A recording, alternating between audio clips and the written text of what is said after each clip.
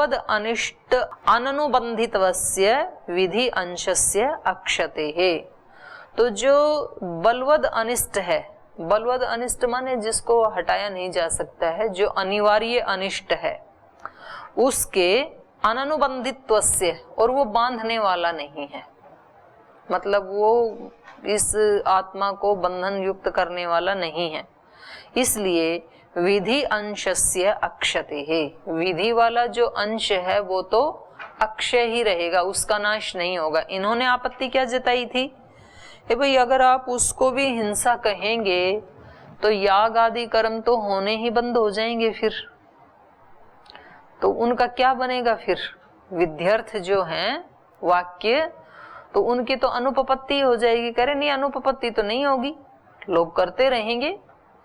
कौन लोग करते रहेंगे, वो लोग करेंगे कि जिनको थोड़ा सा दुख भी मिलेगा लेकिन बदले में बहुत सारा सुख भी मिलेगा।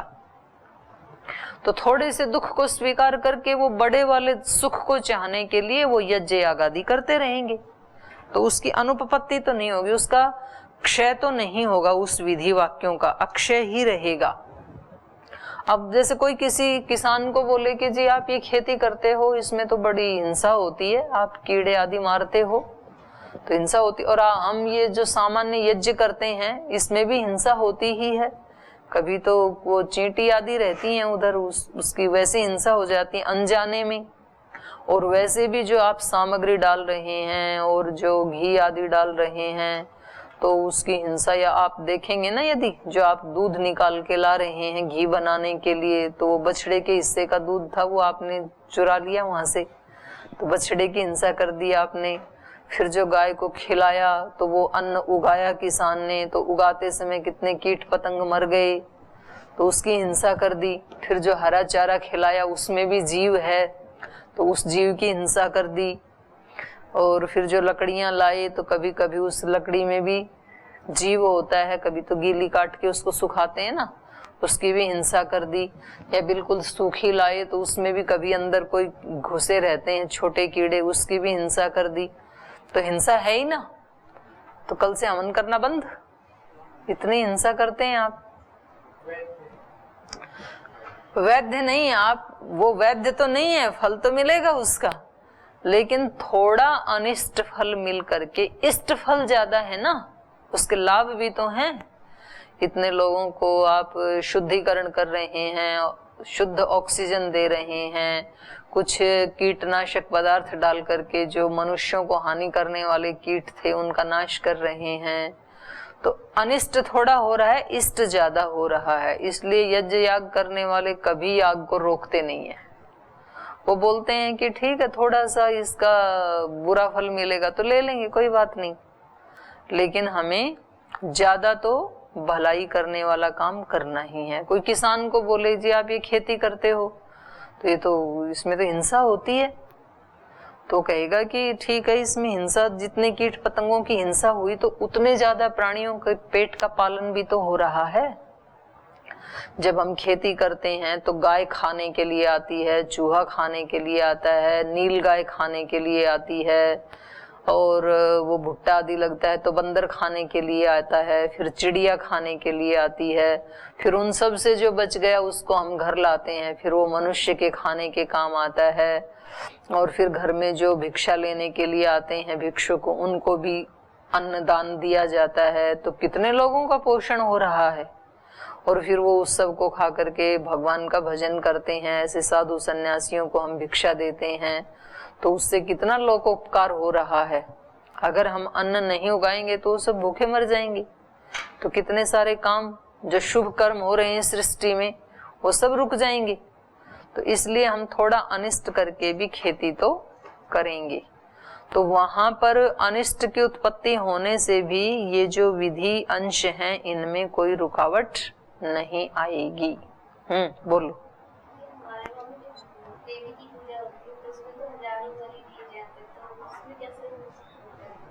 तो वो तो गलत है, नहीं देनी चाहिए।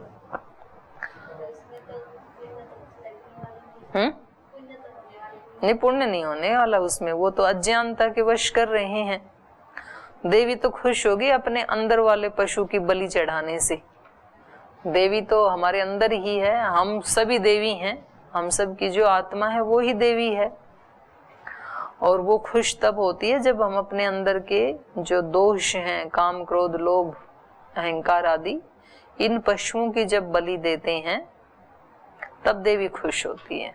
तो वो तो अज्ञानतावश दूसरों के बच्चों को काट काट के डालते रहते हैं और खुद मांस खाते हैं, और देवी कभी ना कभी इसके बच्चे को काट डालेगी जो दूसरे के बच्चे को काट रहा है, क्योंकि देवी के तो सारे ही बच्चे हैं, जिनको हम काट रहे हैं वो भी तो भगवान के ही बच्चे हैं ना। तो अब किसी माँ के बच्चे को काट के उसको दिया जाए तो वो माँ खुश होगी कि नाराज होगी? तो खुश तो होती नहीं है, लेकिन नाराज जरूर हो जाती है देवी ऐसे लोगों से। तो वो अज्ञान में करते हैं। तो चलिए, ये कह रहे हैं इसका नाश नहीं होगा विधि का। यत्तु वैध हिंसा अतिरिक्त हिंसाया एव पाप जनकत्वम इति तद असत संकोचे प्रमाणाभावात। और अब अगली बात कह रहे हैं, पहले तो इनके बात का उत्तर दिया। देखो, ये शास्त्र जो है ना, ये हमें व्यवहार करना भी सिखाते हैं।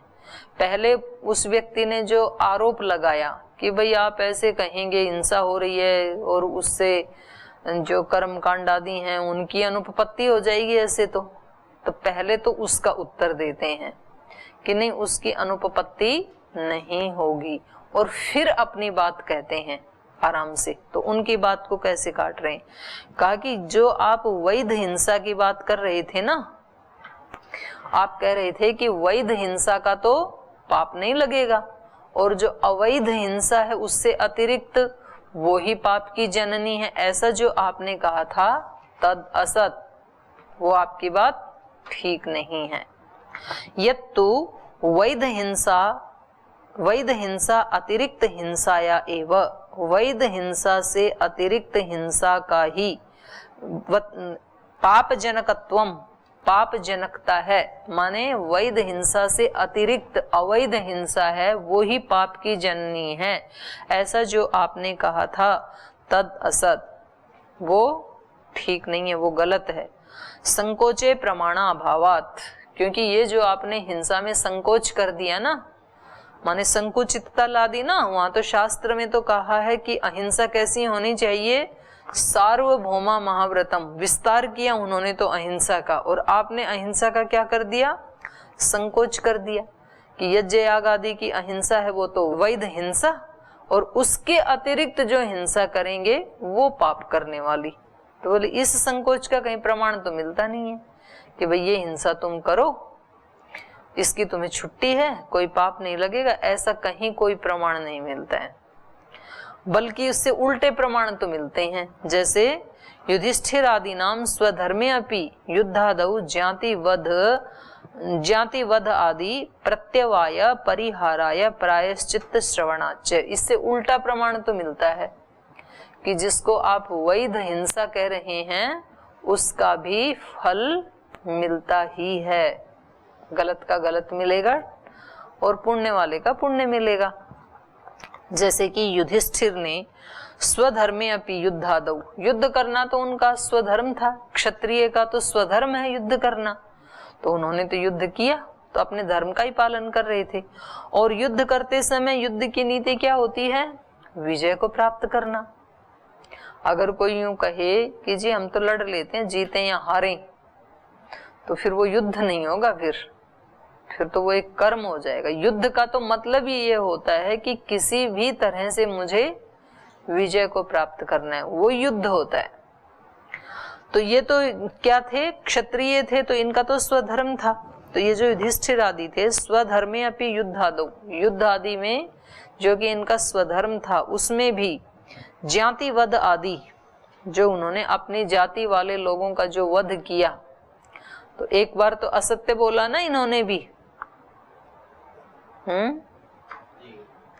अश्वत्थामा हत नरोवा कुंजरोवा, ऐसे धीरे से बोल दिया कि अश्वत्थामा मारा गया, फिर धीरे से बोला कि ये नहीं पता हाथी मारा गया कि मनुष्य मारा गया। तो उन्होंने अगली पंक्ति तो सुनी नहीं ना गुरुजी ने, उन्होंने तो बस उतना ही सुना कि अश्वत्थामा मारा गया। तो हिंसा तो हो ही गई ना, कष्ट तो हो ही गया, इन्होंने असत्य तो बोला ही।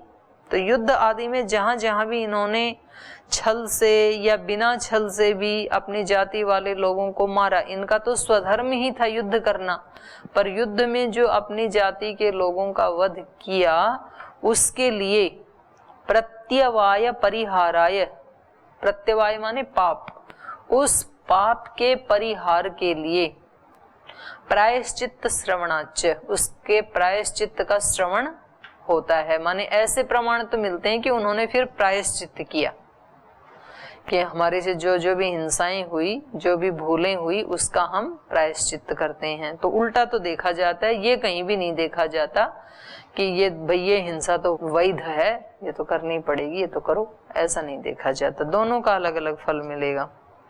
तो ये मार्कंडेय पुराण में उसका वर्णन दे रहे हैं, जो ऊपर का था ना, जहां उन्होंने प्रायश्चित्त किया, उसका ये उदाहरण दे रहे हैं। तस्माद् यास्यामि अहं तात दृष्ट्वा इमं दुःख सन्निधिं त्रैधर्मम् अधर्माढ्यम किम पाक फल सन्निभम।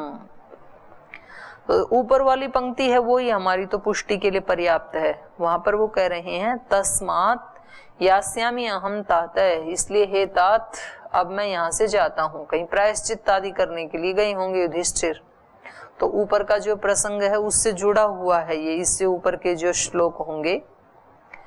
तो कह रहे हैं अब मैं यहाँ से जाता हूँ। तात दृष्ट्वा इमं दुख सन्निधिम, ये जो मैंने हिंसा की और ये जो मैंने दुख की सन्निधि माने अत्यंत दुख को जो मैंने देखा यहाँ पर, तो इससे मेरा हृदय बहुत दुखित हो गया है और अब मैं प्रायश्चित्त के लिए जा रहा हूं।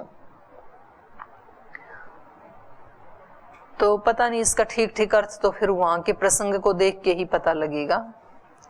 इति मार्कंडेय वचनाच त्रैधर्मम अधर्माढ्यम, जो त्रय धर्म है वो वेद के जो ज्ञान कर्म उपासना है उसको कहा जाता है त्रय धर्म। त्रय धर्मम अधर्माढ्यम, अधर्म को ढाने के लिए, अधर्म का नाश करने के लिए ये वेद की जो त्रयी विद्या है यही सक्षम है। किम पाक फल सन्निभम, तो इसका वहां देखना पड़ेगा अर्थ।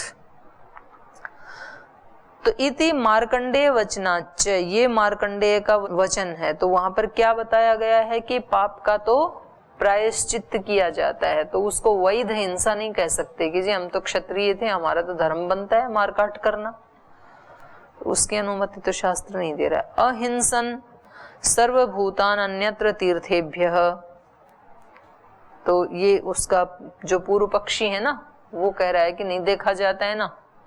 देखो छांदोग्य उपनिषद में कहा है कि सर्वभूतान तीर्थेभ्य अन्यत्र अहिंसन, तीर्थ से अतिरिक्त सब प्राणियों को न मारता हुआ। तो अर्थापत्ति से अर्थ क्या निकला कि तीर्थ आदि में जो यज्ञ याग आदि किए जाते हैं वहां तो प्राणी को मारा जा सकता है, यही अर्थ निकला इस छांदोग्य उपनिषद के इस वाक्य का। तो अहिंसन सर्वभूतान, सर्वभूतों का अहिंसा करता हुआ, कहाँ? अन्यत्र तीर्थेभ्य, तीर्थ से अलग, अर्थात जो कर्म कांड आदि शुभ कर्म है उससे अन्यत्र सब जगह अहिंसा का पालन करता हुआ। इति श्रुतिस्तु वैध अतिरिक्त हिंसा निवृत्ते इष्ट साधनत्वम एवं वक्ति। तो कह रहे हैं ये भी तो श्रुति वचन है, और ये तो क्या कह रहा है? वैध अतिरिक्त हिंसा निवृत्ते है, वैध हिंसा से अतिरिक्त जो हिंसा है उसकी निवृत्ति की बात हो रही है इस वाक्य में। तो कि जो वैध हिंसा है वो तो करनी पड़ेगी, उसके अतिरिक्त सब जगह उसकी निवृत्ति होगी, मैं कहीं भी हिंसा नहीं करूंगा। तो यहाँ तो वैध अतिरिक्त हिंसा निवृत्ते है इष्ट साधनत्वम एवं वक्ति, तो यहाँ तो उसको इष्ट साधन के रूप में ही कहा जा रहा है, न तो वैध हिंसाया अनिष्ट साधनत्व भावम अपि इत्यादिकम योग वार्तिके। तो कह रहे यहाँ तो वैध हिंसा से कोई अनिष्ट साधनत्व को तो यहाँ नहीं कहा जा रहा है छांदोग्य उपनिषद में। तो इसका कह रहे हैं कि हमने योग वार्तिक, कोई इनकी पुस्तक है वहां पर हमने इसको और विस्तार से कहा है। तो योग वार्तिके द्रष्टव्यम इति दिक्, विस्तार से देखना हो तो आप वहां देख लीजिए। और फिर यहाँ आगे कहा न कर्मणा प्रजया धनेन त्यागेन एक अमृतत्व मानुषु। ये तैत्तिरीय आरण्यक का है। तो जिनको यज्ञ आदि पे काम करना है ना, जैसे यज्ञ देव जी आपको यज्ञ पे काम करना है तो आपको मीमांसा दर्शन और आरण्यक और शतपथ ब्राह्मण ये पढ़ने चाहिए जरूर, तब वो पूरा समझ में आएगा। तो तैत्तिरीय आरण्यक में क्या कहा, न कर्मणा, ना तो कर्म से अमृतत्व को पाया जा सकता है, न प्रजया, न श्रेष्ठ संतानों से। तो गृहस्थी यदि हैं तो वो अपने बेटे बेटियों को श्रेष्ठ बना करके समझते हैं कि हम तो कृतकृत्य हो गई। और कोई साधु सन्यासी हैं तो वो सोचते हैं हमने बहुत सुयोग्य शिष्य बना दिए तो बस हम तो कृतकृत्य हो गए, इसी से अमृतत्व मिल जाएगा। लेकिन ये तैत्तिरीय आरण्य क्या कह रहा है, न प्रजया, प्रजाओं से भी, प्रजाओं के पालन पोषण से या उनको सुयोग्य बनाने से भी अमृतत्व की प्राप्ति नहीं होगी, न बहुत सारे कर्म करने से अमृतत्व की प्राप्ति होगी, न धनेन, न धन से अमृतत्व की प्राप्ति होगी, बल्कि त्यागेन एके अमृतत्व मानसु, एकमात्र इन सब का त्याग करने से ही अमृतत्व की प्राप्ति होगी। और त्याग का मतलब है यहाँ पर अनासक्ति, क्योंकि बाहर से हम किसी भी वस्तु का त्याग नहीं कर सकते हैं, तो आसक्ति के त्याग की बात है ये। और फिर श्वेता उपनिषद में कहा तमेव विदित्वा अति मृत्युमेति नान्या पंथा विद्यते अनाय। तो ये यजुर्वेद में भी कहा, श्वेता उपनिषद में भी कहा। इत्यादि श्रुति विरोधेन तु सोमपान आदि भी अमृतत्वम गौणम एवं मंतव्य। तो ये जो ऊपर वाली जो श्रुतियां हैं इनके सुनने से तो ये लग रहा है कि ये जो सोमपान करके अमरत्व को पाने की जो बात है ये गौण रूप से कही गई है। मतलब सोम को कूटने से वो पी लिया और उससे किसी को अमृतत्व की प्राप्ति हो जाए, तो ये क्या है, गौण कथन है। क्योंकि श्रुति तो स्पष्ट कह रही है न कर्मणा, तो वो भी तो एक कर्म ही है ना, यज्ञ याग भी तो एक कर्म है। तो श्रुति तो कह रही है कि कर्म से नहीं पाया जाता अमृतत्व को, ना प्रजा से ना धन से। और दूसरी श्रुति कह रही है तमेव विदित्वा अति मृत्यु में, उसको जान करके ही मृत्यु को लांघा जा सकता है, नान्या पंथ। तो ये सोमपान तो अन्य पंथ में आ गया ना, तो ये गौण कह रही, ये जो श्रुति है ऊपर सोमपान वाली, तो ये श्रुति विरोधेन, ये श्रुति विरुद्ध बात है। इसलिए सोमपान आदि भी अमृतत्वम गौणम एवं मंतव्यम, सोमपान आदि से जो अमृतत्व की प्राप्ति है वो गौण रूप से कथन है। आभूत संप्लवम स्थानम अमृतत्वम ही भास्यते। तो ये विष्णु पुराण का कोई वाक्य है, इस ऊपर वाली पंक्ति के उसमें कहा होगा, पता नहीं है इसमें क्या है। आभूत संप्लवम स्थानम अमृतत्वम ही भाष्यते, ये विष्णु पुराण का वचन इसी आशय के, इसी अभिप्राय को व्यक्त कर रहा है।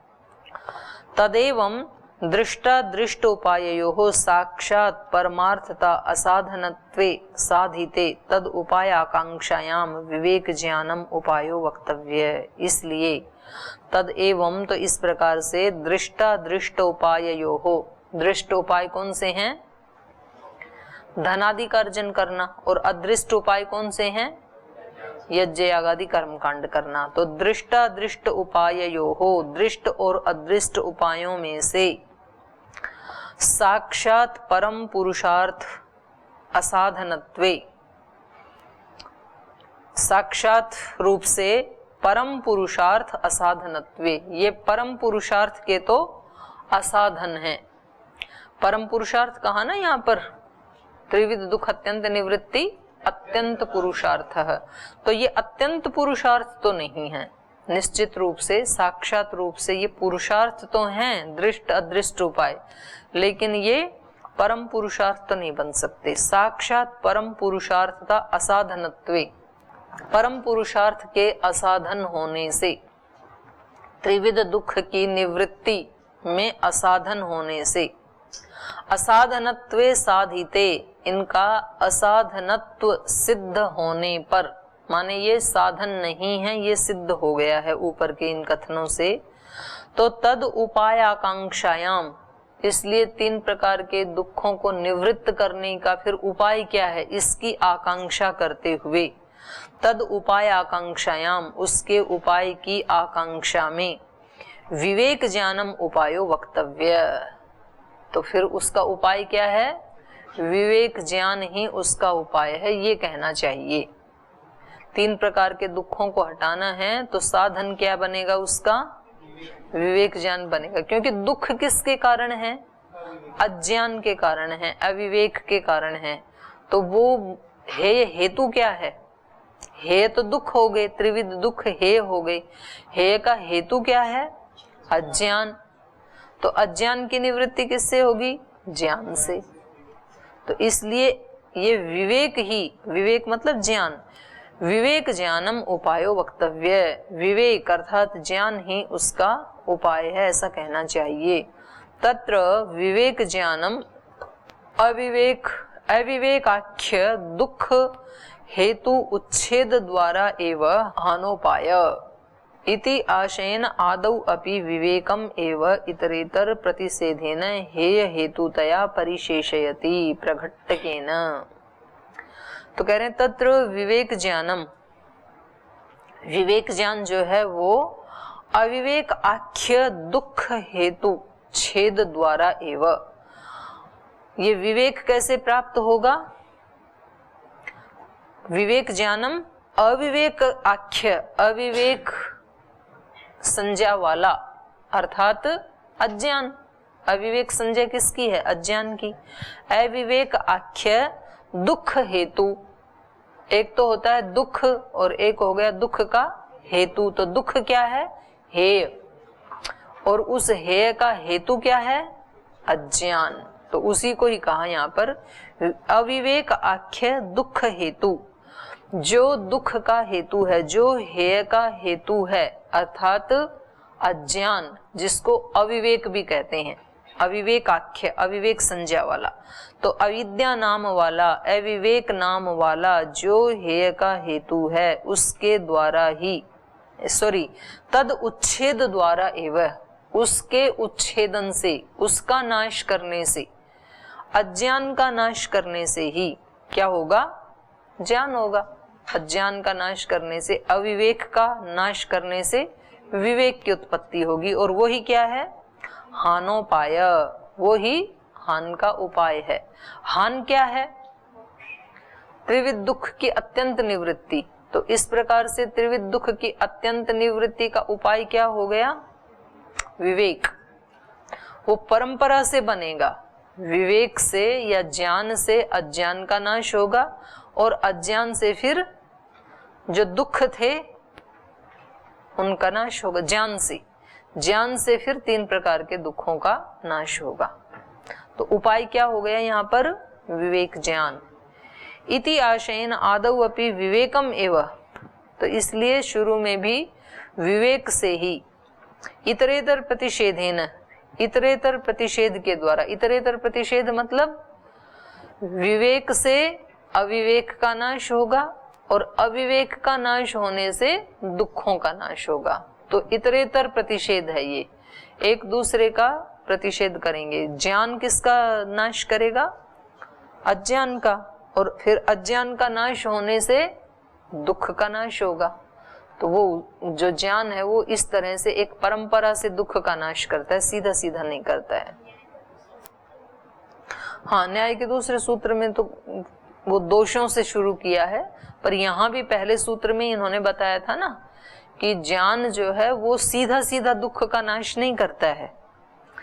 प्रकाश सीधा सीधा दुखों का नाश नहीं करता है। प्रकाश तो किसका नाश करेगा, अंधकार का, और फिर अंधकार से जो पैदा होने वाले दुख हैं वो प्रकाश से फिर अपने आप ही मिट जाएंगे। प्रकाश हो गया तो ठोकर नहीं खाएंगे फिर हम। इति आशेन आदौ अपि विवेकम एव इतरेतर प्रतिषेधेन हेय हेतुतया परिशेषयति। तो ये जो हेय हेतु है अर्थात अज्ञान, उसके द्वारा परिशेषयति प्रघट्टकेन, तो प्रघट्टकेन माने दृढ़ता से, तो हेय हेतु के रूप में ये जो अविवेक है इसका ही प्रतिषेध करना पड़ेगा अंततो गत्वा। परिशेषयति माने परिशेष न्याय से यही पता चल रहा है कि 3 प्रकार के दुखों का नाश करना है तो हमें दृढ़ता से किसका सहारा लेना पड़ेगा? विवेक का, और दृढ़ता से अज्ञान का हेय हेतु का नाश करना पड़ेगा। तो अब ये पूर्व पक्षी का सूत्र है, अगले वाला सूत्र वो कह रहे हैं, सूत्र बोल लीजिए, न स्वभावतो बद्धस्य मोक्ष साधनोपदेश विधि ही। करें आप मोक्ष के साधन का उपदेश तो कर रहे हैं कि मोक्ष का साधन क्या है? विवेक है। आप कह रहे हैं अज्ञान का नाश करो, ज्ञान की वृद्धि करो और इससे मोक्ष मिल जाएगा, लेकिन कह रहे हैं कि ये ठीक नहीं है, क्योंकि जो स्वभाव से ही बद्ध है, ये उस समय ना उनका बौद्धों का मत उस समय बहुत प्रचलित था, तो वो कहते थे कि संसार जो है वो दुख रूप ही है, सब कुछ यहाँ पर क्या है? दुख रूप है। तो ये प्रत्यक्ष दिखाई दे रहा है कि सब आत्माएं, कोई भी यहाँ पर सुखी नहीं है। तो इसका मतलब क्या हुआ कि आत्मा है ही दुख स्वरूप, तो जो जिसका स्वरूप है वो तो हटाया नहीं जा सकता। अग्नि का स्वरूप जैसे उष्णता है, तो उष्णता को क्या हटाया जा सकता है? किसी भी तरह से नहीं हटाया जा सकता है। तो आत्मा का तो स्वरूप ही क्या है? बंधन से युक्त होना। ये पूर्व पक्षी का सूत्र है। तो कह रहे न स्वभाव तो बद्धस्य, जो स्वभाव से ही बद्ध है आत्मा, उसके लिए मोक्ष साधनोपदेश विधि न, मोक्ष के साधन का जो उपदेश कर रहे हो ये विधि ठीक नहीं है। दुख अत्यंत निवृत्ते मोक्षत्वस्य उक्ततया बंधो अत्र दुख योग एव। कह रहे हैं दुख की जो अत्यंत निवृत्ति अर्थात जो मोक्ष, ये आपने कहा, तो दुख का योग ही, दुख का इस आत्मा के साथ योग है, यही क्या है? यही बंधन है। दुख अत्यंत निवृत्ते, दुख की अत्यंत निवृत्ति के लिए मोक्षत्वस्य उक्ततया, जो आपने मोक्ष के बारे में कहा उससे, बंधो अत्र दुख योग एव, आत्मा के साथ दुख तो स्वभाव से बंधा ही हुआ है, वो दुख से बंधा ही हुआ है आत्मा, तो ये कहना ठीक ही नहीं है। तस्य बंधस्य पुरुषे न स्वाभाविकत्वम वक्ष्यमाण लक्षणम अस्ति। तो वो जो तस्य बंधस्य पुरुषे, उस बंधे हुए पुरुष में अर्थात बंधन से युक्त उस आत्मा में न स्वाभाविकत्वम वक्ष्यमाणः लक्षणम अस्ति, स्वाभाविक रूप से वो खुल ही नहीं, उसका जो स्वाभाविक रूप है वो ही क्या है? बंधन वाला है। तो ये आपका कथन ठीक हो ही नहीं पाएगा। यह तो न स्वभाव तो बद्धस्य मोक्षस्य साधनोपदेशस्य श्रोतस्य विधि अनुष्ठानम नियोज्यानाम घटते, क्योंकि स्वभाव से जो बद्ध है उस बंधे हुए का मोक्षाय, मोक्ष के लिए साधनोपदेशस्य, साधनों का उपदेश का जो श्रोतस्य विधे, जो श्रुति का विधान है, वो अनुष्ठानम नियोज्यानाम घटते, वो तो वहां घटेगा जहां पर वो विधान की वो मुक्त हो सके। पर जो मुक्त हो ही नहीं सकता है, जिसका स्वभाव ही नहीं है मुक्त होने का, तो उसके लिए तो कोई उपाय ही नहीं है। न ही अग्नि स्वाभाविकात औष्ण्यात मोक्ष संभवती, जैसे अग्नि में स्वाभाविक रूप से उसका स्वभाव क्या है? उष्णता, तो उसका मोक्ष संभव ही नहीं है। स्वाभाविकस्य यावद द्रव्य भावित्वादि इत्यर्थः, स्वभाव कब तक रहता है वस्तु में? यावद द्रव्य, यावद द्रव्य माने जब तक वो द्रव्य रहेगा तब तक उसके साथ उसका स्वभाव रहेगा,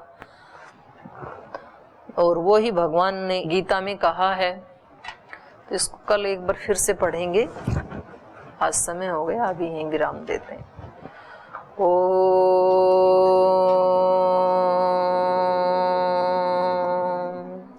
शांति शांति शांति। श्री गुरुभ्यो नमः।